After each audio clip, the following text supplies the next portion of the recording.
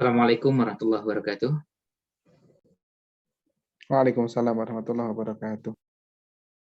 Innal hamdalillah nahmaduhu wa nasta'inuhu wa nastaghfiruh wa na'udzu billahi min syururi anfusina wa min sayyiati a'malina. May yahdihillahu fala mudhillalah wa may yudlil fala hadiyalah. Wa asyhadu an la ilaha illallah wahdahu la syarikalah wa asyhadu anna Muhammadan abduhu wa rasuluh. Allahumma shalli wa sallim ala nabiyyina Muhammad wa ala alihi wa sahbihi ajmain, amma ba'd. Alhamdulillah, pada kesempatan di malam ini kembali kita dipertemukan oleh Allah SWT untuk sama-sama belajar. Shalawat serta salam mudah-mudahan senantiasa terlimpahkan pada Nabi Allah Muhammad Shallallahu Alaihi Wasallam, pada keluarganya, para sahabatnya, dan siapapun yang senantiasa menegakkan sunnah-sunnahnya sampai akhir zaman. Pada kesempatan malam ini, insya Allah kita akan melanjutkan kembali bahasan kita dari buku Kaifa Amalahum Sallallahu Alaihi Wasallam, karya Syekh Muhammad Shalih Al-Munajjid, yang dalam pembahasan sebelumnya kita sudah sempat memperkenalkan atau menjelaskan interaksi Nabi Shallallahu Alaihi Wasallam dengan orang-orang kaya. Dan pada kesempatan kali ini kita akan melanjutkan bahasannya, yaitu pada bagian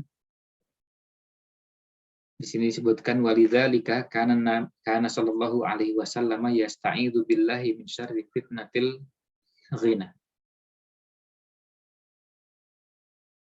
Rasulullah sallallahu alaihi wasallam berlindung kepada Allah Subhanahu wa taala dari keburukan atau dari buruknya fitnah kekayaan. Dan itu disampaikan oleh Nabi SAW dalam sebuah doa. Doanya ini terdapat dalam Sahih Bukhari dan Sahih Muslim. Doa minta perlindungan dari kejahatan fitnah kekayaan. Aisyah radhiyallahu anha meriwayatkan bahwa Rasulullah SAW pernah berdoa, Allahumma inni a'udzubika minal kasal. Ya Allah, aku berlindung kepadamu dari al-kasal, malas. Wal harami, dan haram itu artinya tua renta. Wal ma'thami, dan dosa. Wal maghrami, dan hutang. Wa min fitnatil qabri wa adzabil qabri, dan dari fitnah serta azab kubur. Dari fitnah dan azab atau siksa kubur. Wa min fitnatin nar, dan dari fitnah neraka. Wa adzabin nar, dan siksa neraka. Wa min syarri fitnatil ghina. Nah, ini yang berhubungan dengan bahasan kita. Wa min syarri fitnatil ghina, dan dari buruknya fitnah kekayaan. Wa a'udzubika min fitnatil faqri, dan aku berlindung kepadamu, maksudnya kepada Allah SWT, dari fitnah kefakiran atau kemiskinan. Wa a'udzubika min fitnatil masihid dajjal, dan aku berlindung kepadamu dari fitnah al-masih ad-dajjal.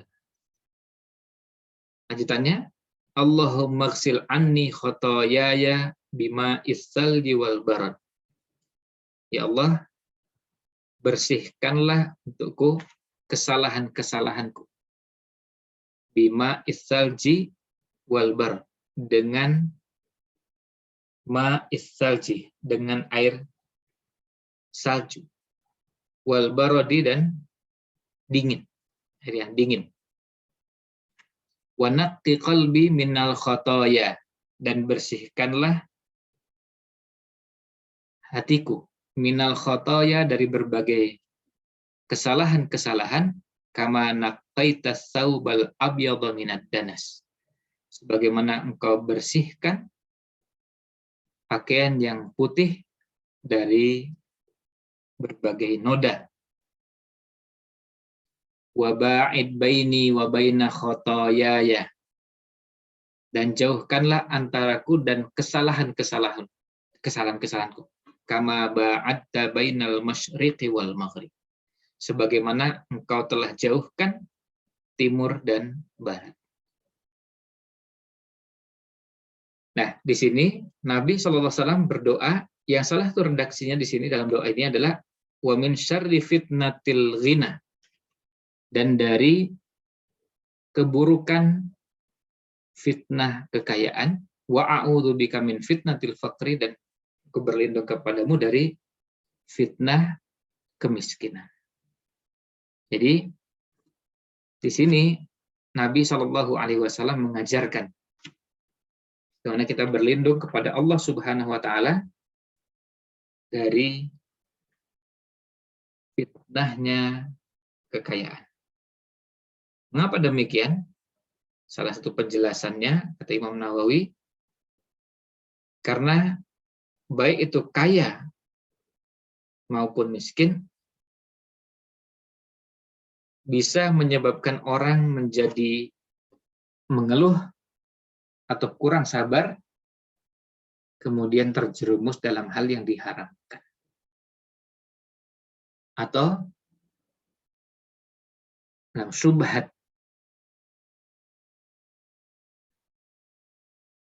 Jadi karena perbuatan tersebut, artinya kondisi orang kaya bisa cenderung jadi kurang sabar, merasa semua kebutuhan bisa terpenuhi. Nunggu sebentar, nggak sabar. Dan merasa semuanya bisa dibayar dengan uang. Nah, ini yang diajarkan Nabi SAW berlindung dari fitnahnya kekayaan.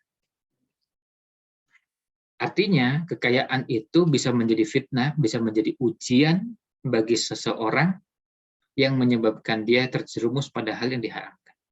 Berapa banyak orang dengan kekayaannya menjadi sombong, menjadi kurang sabar, menjadi mudah mengeluh, atau terjerumus dalam hal-hal yang diharamkan.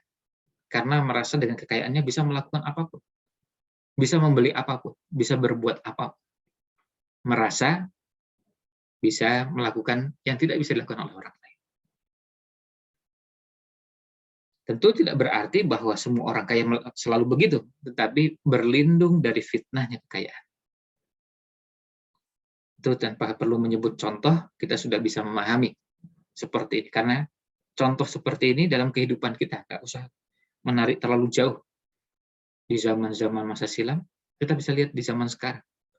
Berapa banyak orang yang dengan kekayaannya menjadi angkuh, sombong, takabur, dan sifat-sifat buruk lainnya. Kalau di masa lalu, di masa silam cukup ambil satu contoh, itu bagaimana Qarun. Bagaimana Qarun dengan kekayaan yang merasa bahwa dia bisa merasa melimpah dan bisa berbuat apa saja, lalu ingin melakukan apapun yang bisa dilakukan oleh orang. Nah, ini fitnah kekayaan. Selanjutnya, interaksi Nabi SAW berikutnya, beliau menjelaskan kepada kita bahwa kekayaan hakiki adalah kekayaan dalam jiwa, dalam diri. Kekayaan dalam hati. Rasulullah SAW bersabda, dan hadisnya diriwayatkan oleh Abu Hurairah radhiyallahu an, jelaskan tentang kekayaan yang hakiki adalah kekayaan hati. Laisal ghina an kasratil ard. Bukanlah kekayaan itu dari banyaknya harta, banyaknya kemewahan dunia. Walakinnal ghina ghinan nafs. Tapi kekayaan hakiki adalah kekayaan hati atau kekayaan jiwa. Orang yang kaya jiwanya. Jadi kaya yang terpuji adalah, ini kata Imam Nawawi, yang orang yang kekayaan yang terpuji adalah kekayaan jiwa, kekayaan hati. Jadi jiwanya kaya. Sehingga tidak banyak ambisinya terhadap berbagai kenikmatan dunia. Tidak banyak ambisinya untuk terus menambah kekayaan yang sekarang ini sudah ada, dan rasanya seperti nggak cukup. Padahal sudah kaya, tapi masih ingin nambah. Rakusnya luar biasa. Yang itu menunjukkan kepada kita bahwa ini bukan kekayaan. Kalau kaya, ya dinikmati.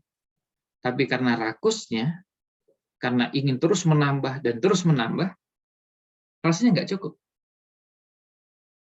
Seperti yang kita ketahui dalam hadis yang sahih, kalau seandainya diberi 1 gunung emas, minta gunung yang kedua. Diberi 2 gunung emas, minta yang ketiga. Artinya rasanya nggak cukup. Bayangkan 1 gunung emas atau 2 gunung emas. Itu udah banyaknya luar biasa. 1 gunung emas. Kan orang sudah kayanya luar biasa. Tapi rasanya nggak cukup. Rasanya masih apa? Ingin menambah. Meskipun dilakukan dengan cara apa? Dengan cara yang diharapkan. Rasanya nggak puas. Sehingga orang yang hatinya seperti ini, dia tidak menikmati. Tidak bisa menikmati yang bisa dirasakan oleh orang lain. Di waktu yang sama kita dapati ada orang-orang yang dengan kesederhanaannya, tapi kaya hati, kaya jiwa. Dia bisa menikmati kehidupan. Dia bisa menikmati makan bersama keluarga, berkumpul, bercengkrama. Meskipun kalau makan, dilihat menunya ya cuma tempe, hanya cuma menu-menu yang sangat sederhana dibanding orang yang sangat kaya. Tapi karena kaya jiwanya, dia bisa menikmati kehidupan. Nah, ini ghinan nafs. Kaya jiwanya. Jadi, itulah hakikat kekayaan. Karena kalau orang diberi kekayaan tapi masih terus merasa kurang, dan terus kurang sampai akhirnya terus berusaha untuk bekerja keras, nambah, cari tambahan lagi. Ya, kata Imam Ibn Battal, dia itu seperti orang fakir, faka'annahu fakir. Dia itu seperti orang fakir, seperti orang miskin. Rasanya kurang terus. Padahal kekayaan yang sudah ada, yang seandainya dinikmati, itu sudah sangat cukup. Karena memang mentalnya, jiwanya seperti itu, diminta terus bertambah. Nah, ini berkaitan kayanya jiwa. Kita lihat hadis berikutnya. Dari Abu Dzar radhiyallahu anhu.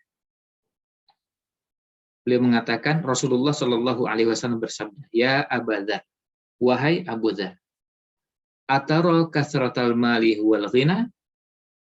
Apakah menurutmu punya banyak uang itu adalah kaya?" Jadi kalau orang banyak uang itu apa maknanya kaya? Qultu, saya jawab, "Na'am ya Rasulullah." Ya, ya Rasulullah. Lalu Nabi SAW bertanya lagi, qala, "Fatara qillatal mali huwal faqru?" Ya, pertanyaan berikutnya. Lantas, menurutmu tidak punya uang yang banyak itu berarti miskin? Jadi qillatil mal, punya harta tapi cuma sedikit. Apa itu bermakna miskin? Qultu, saya jawab lagi, "Na'am ya Rasulullah." Ya, ya Rasulullah. Nah, Nabi SAW mengajarkan, "Innamal ghina ghinal qalbi." Sesungguhnya kekayaan yang hakiki adalah kekayaan hati. Wal faqru faqrul qalbi. Dan miskin yang hakiki adalah hati yang miskin. Jadi intinya adalah pada hati. Orang merasa cukup. Merasa cukup itu tidak berarti hidupnya berlimpah. Tapi hatinya merasa cukup, ya sudah ini aja. Nah, mau cari apa lagi sih? Nah itu, orang sampai mengatakan mau cari apa lagi? Ini sudah cukup. Makan, minum, ini sudah cukup dengan apa yang ada ini. Merasa sudah cukup dengan apa yang ada. Nah, ini menunjukkan bahwa kata kuncinya berada di hati. Kaya dan miskin itu letaknya di dalam hati. Seperti kata Imam Ibnu Battal, bisa jadi ada orang kaya, diberikan harta, tapi rasanya nggak cukup, nggak puas. Dan dia bekerja keras untuk terus nambah. Kok rasanya kurang. Karena apa? Karena ambisinya. Sehingga sampai-sampai kadang orang seperti ini tidak sempat menikmati. Tidak sempat menikmati kekayaannya. Karena apa? Sibuk mencari tambahan. Nah, Abu Dzar diajarkan oleh Nabi SAW, kekayaan hakiki adalah di hati. Sebaliknya, miskin yang hakiki adalah miskinnya hati. Dia merasa kurang terus. Padahal hakikatnya sudah cukup, cuma karena perasaan kurang itu yang nggak ada ujungnya. Orang merasa kurang, terus saja akan merasa kurang. Meskipun hakikatnya sebenarnya sudah cukup. Nah, selanjutnya, di bahasan berikutnya, Nabi Shallallahu Alaihi Wasallam mengajarkan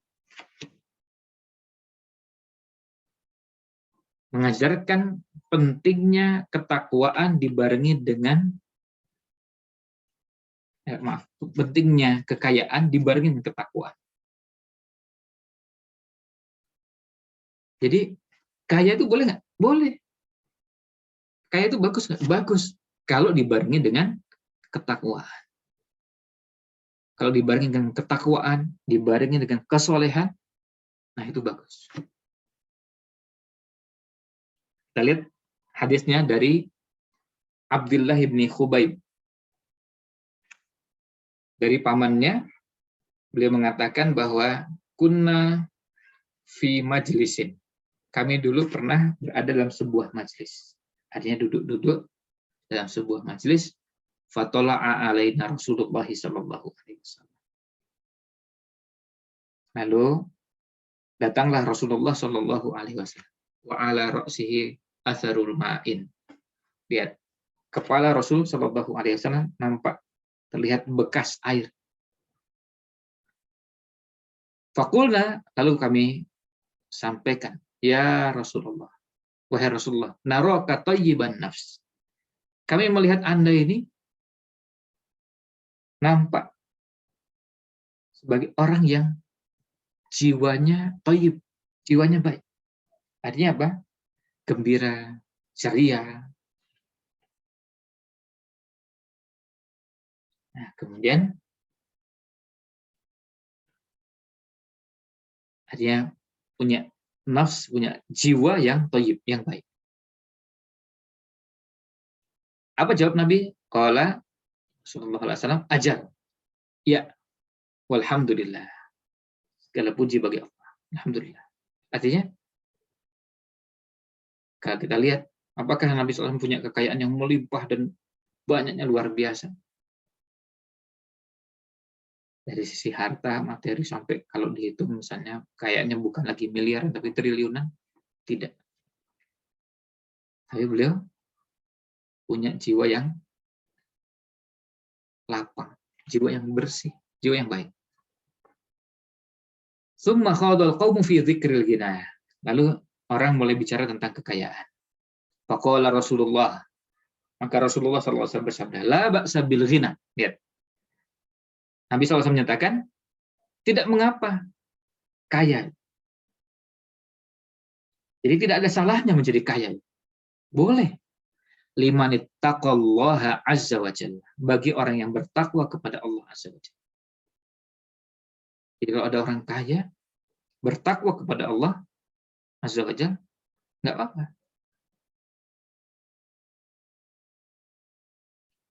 Itu sebabnya takwa kalau menyertai sesuatu dia menjadi indah. Takwa menyertai kemiskinan, takwa menyertai kekayaan, takwa menyertai ini dan itu, semuanya menjadi indah. Lalu wasihhatu liman ittaqallaha khairun minal ghina. Dan sehat bagi orang yang bertakwa kepada Allah khairun minal ghina. Lebih baik daripada kekayaan. Kaya, hartanya melimpah tapi sakit-sakitan. Sementara ada orang yang tidak kaya tapi sehat, bisa menikmati kehidupan, bisa berjalan dengan nyaman, bisa menghirup udara, bisa menikmati beragam kenikmatan. Kesehatan dibandingkan bagi orang yang bertakwa itu lebih baik daripada kekayaan. Ya, kalau yang kadang disebutkan oleh sebagian orang sekarang, ada orang kaya tapi tidak bisa menikmati. Kaya tapi punya beragam penyakit sehingga tidak bisa menikmati apa yang bisa didapatkan. Bisa makan ini itu, tapi masalahnya punya penyakit ini, penyakit itu. Jadi akhirnya makannya terbatas. Hanya cuma bisa makan ini dan itu.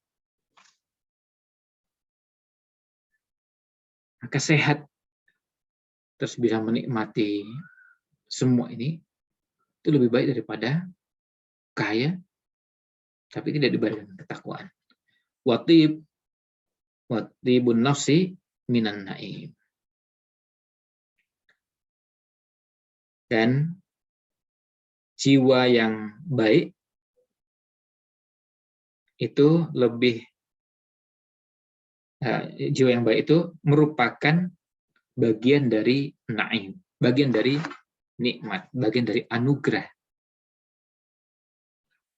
bagian dari karunia Allah Subhanahu wa Ta'ala. Ini sabda Nabi SAW dan hadis yang diriwayatkan oleh Imam Ibnu Majah.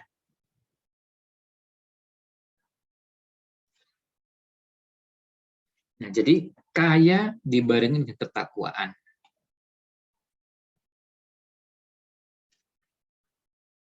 Sehingga kekayaannya digunakan untuk beragam kemaslahatan, beragam kebaikan.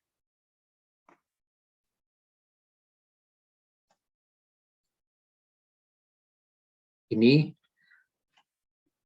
bahasan yang terakhir.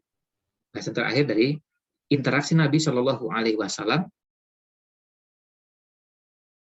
interaksi Nabi Shallallahu Alaihi Wasallam dengan orang-orang yang kaya. Ada panduan, ada doa, tapi juga ada arahan-arahan, termasuk teguran, yang menunjukkan bahwa Nabi SAW memberikan bimbingan arah kepada orang-orang kaya.